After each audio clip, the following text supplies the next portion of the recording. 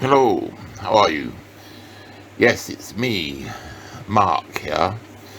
How are you? Good. I know, the world's gone mad.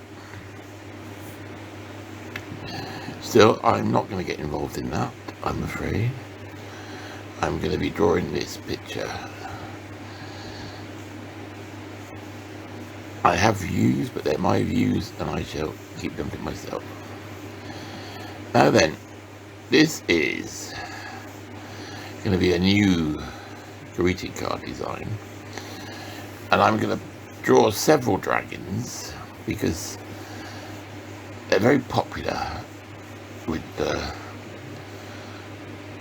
lot of my friends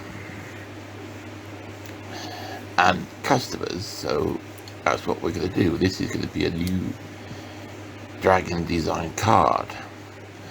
Now, you'll have to forgive me because there's going to be a certain amount of erasing going on, because for once I'm actually going to show you how I draw it right from the very beginning, instead of having pre-sketch draft already started that I just start working on. Now then, this is the tricky part, because my sense of humour, I'm sorry to say, sort of tends to sort of take over when I draw things like this. And this is, you can see now I'm having great difficulty making this dragon look fierce, because the temptation is with me is to make everything funny. And of course you can have funny dragons because I draw funny dragons, and there are funny dragons, but what we're going for here is this sort of more severe type dragon. Now, I was actually watching somebody else draw a dragon the other day. Very good artist, can't remember his name offhand, but it was on YouTube, and he sort of echoed what I've been saying for a little while about these type things that come out on the neck. Quick look at the palette, because we're going to paint this with watercolor, which should be quite good fun. Now, I got pretty much all the dragons in place. Now, the reason I did what I did there was in the interest of time, as usual.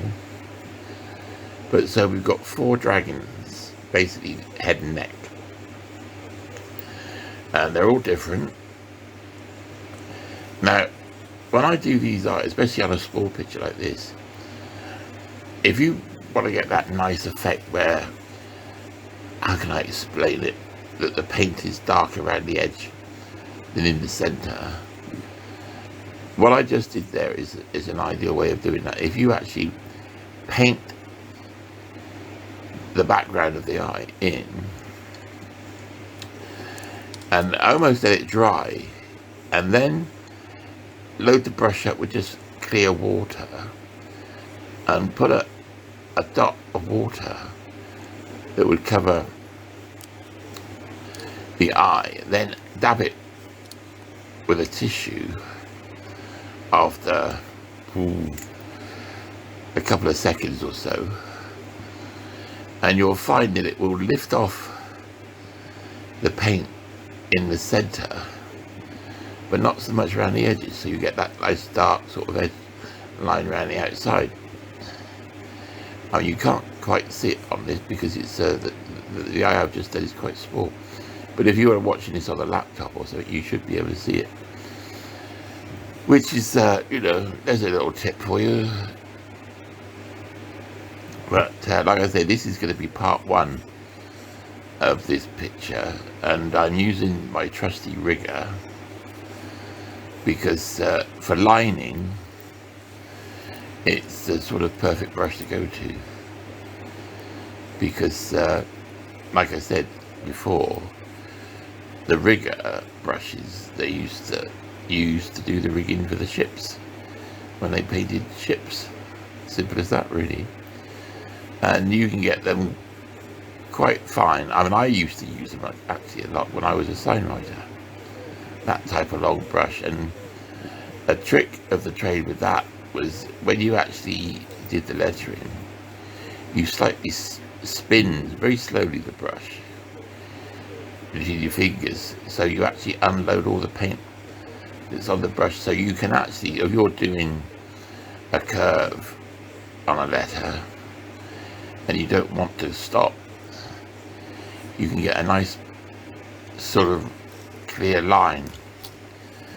And the riggers come in all different sizes. You can go right up to quite a heavy sort of, which you would obviously use probably for a signwriting job, but for what I'm using it for, I usually use something like a 3-0, something like that, so we get a nice fine line. And you can try and look after them, but they do these sort of mixed synthetic brushes that you get, that I get basically for cost, really, because brushes can be so expensive. And when you don't make very much money like I do, it's you've got to be sort of careful, so to speak.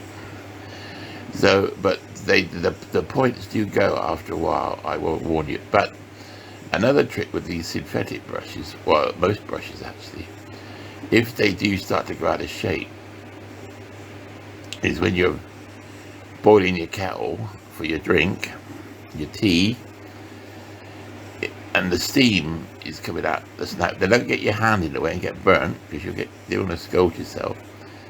But if you just put the end of the brush, the bristles, into the steam for a few seconds, you'll find that will actually help put the back into a point, into a shape. And you can use that, you can use your fingers as well to do that, to sort of smooth it into a point. And that's what I tend to do. Now, I hope you enjoy these pictures I do, because